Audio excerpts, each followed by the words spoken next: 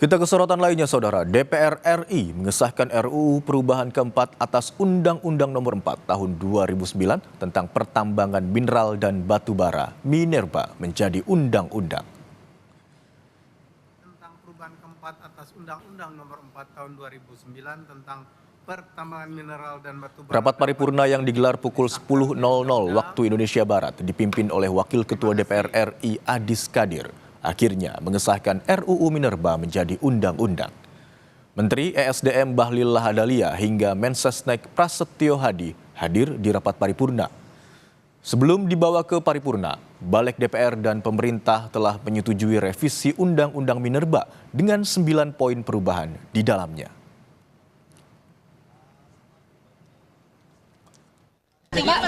Semua perguruan tingginya bisa dapat IUP? Tidak secara otomatis mendapatkan IUP. Tapi semua bisa mengajukan, Pak, berarti yang membutuhkan. Yang membutuhkan bisa melakukan mengajukan untuk mengajukan agar bisa melakukan kerjasama dalam risetnya, dalam beasiswanya, atau dalam fasilitas kampusnya, itu bisa. Berarti penerima manfaat. Jadi penerima, contoh katakanlah di Papua. Di Papua itu kan ada Uncen, ya. Mungkin risetnya mungkin kita bisa lewat Freeport. Di Maluku Utara itu kan di sana kan ada Wedabai dan beberapa tambang-tambang lain. Di universitasnya bisa kita dorong untuk kemudian perusahaan-perusahaan itu punya ruang agar teman-teman ini bisa ikut.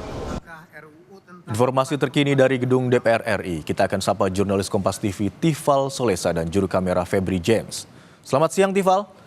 Apa pertimbangan hingga akhirnya RUU Minerba disahkan menjadi undang-undang? Ada perubahan definisi serta aspek teknis berhubungan langsung dengan izin usaha pertambangan yang direvisi dalam revisi Undang-Undang Nomor 4 Tahun 2009 tentang pertambangan mineral dan batu bara atau Undang-Undang Minerba. Kalau beberapa waktu sebelumnya sempat santer diberitakan bahwa RUU ini disebut akan memberikan kesempatan kepada perguruan tinggi untuk mengelola tambang, namun itu ditepis oleh pemerintah bersama dengan DPR lewat proses yang berlangsung di Badan Legislasi kemarin di hari Senin tanggal 17 Februari sampai pada akhirnya hari ini ditetapkan dalam rapat paripurna DPR RI di hari ini, hari Selasa 18 Februari 2025. Baik itu dari jajaran Badan Legislasi DPR maupun terakhir kali yang disampaikan oleh Bahlil Lahadalia selaku Menteri Energi dan Sumber Daya Mineral bahwa posisi dari perguruan tinggi ini hanya sebagai penerima manfaat atas usaha pertambangan yang dikelola oleh perusahaan. Penegasannya bahwa kewajiban bagi perusahaan ini harus membuka ruang atau membuka pintu kepada perguruan tinggi untuk mengelola riset sekaligus juga memberikan beasiswa kepada perguruan tinggi yang bersangkutan terkait dengan aspek-aspek yang berkaitan langsung dengan riset ataupun juga penelitian pertambangan di BUMN ataupun juga perusahaan-perusahaan yang mendapatkan izin usaha pertambangan itu tadi. Itu poin pertama. Kemudian poin yang lainnya juga menarik dicermati adalah soal pemberian izin usaha pertambangan atau IUP yang diberikan pemerintah kepada organisasi masyarakat ataupun juga ormas keagamaan. Beberapa waktu lalu kalau kita ingat IUP ini sempat diberikan juga oleh pemerintah kepada sejumlah ormas keagamaan dan ditegaskan tadi oleh Bahlil dalam revisi undang-undang kali ini bahwa IUP yang sudah diberikan pemerintah kepada ormas keagamaan ini tidak boleh dipindah tangankan kepada pihak lain ataupun perusahaan tertentu.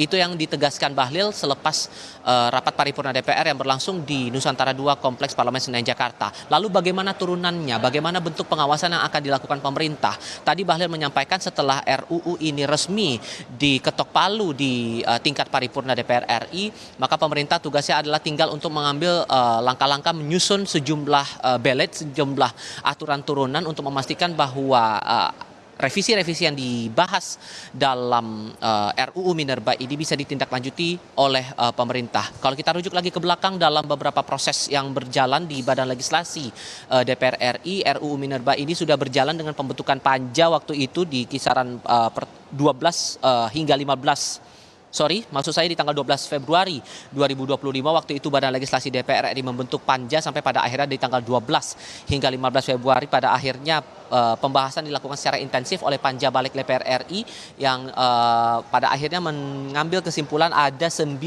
poin yang diubah, 9 poin yang direvisi dalam RUU Undang-Undang Nomor 9 Tahun 2004 tentang pertambangan mineral dan batu bara ini. Seperti saya ambil contoh di pasal 5 saja, bahwa di pasal 5 itu direvisi pada akhirnya menerangkan bahwa kewajiban pemegang IUP dan IUPK pada intinya kegiatan produksi harus memprioritaskan kebutuhan di dalam negeri sebelum melakukan ekspor hasil pertambangannya ke luar negeri. Lalu di pasal 108 ini direvisi juga terkait dengan pengembangan pemberdayaan masyarakat, ditekankan bahwa setiap proses produksi ataupun juga proses pertambangan harus tetap mengedepankan masyarakat lokal atau masyarakat sekitar pertambangan untuk pemberdayaan masyarakatnya, dan juga penekanan pada audit lingkungan yang tertuang dalam revisi di pasal 169A. Ini yang kemudian sudah diketok palu diprosesnya di balik DPR RI, kemarin diambil pengesahannya di tingkat pertama di balik DPR, yang waktu itu panitia panjanya atau ketua panjanya dipimpin langsung oleh Martin Manurung dari fraksi Partai Nasdem. Barulah kemudian esok harinya, tepatnya pada hari ini di tanggal 18 Februari, keputusan diambil di tingkat paripurna dan dipastikan bahwa seluruh aturan ini disesuaikan dengan kebijakan-kebijakan yang berlaku, terutama masalah izin-izin usaha yang sempat kontroversial belakangan ini. Imron. Baik, jadi ada perubahan aspek teknis terkait dengan Undang-Undang Minerba ini hingga akhirnya RUU disahkan menjadi undang-undang atau ketok palu hari ini. Dan setelah undang-undang ini diketuk palu, pemerintah rencananya akan langsung menyusun aturan turunan dari Undang-Undang Minerba ini. Terima kasih atas laporan Anda, jurnalis Kompas TV Tifal Solesa dan juru kamera Febri James. Selamat bertugas rekan-rekan.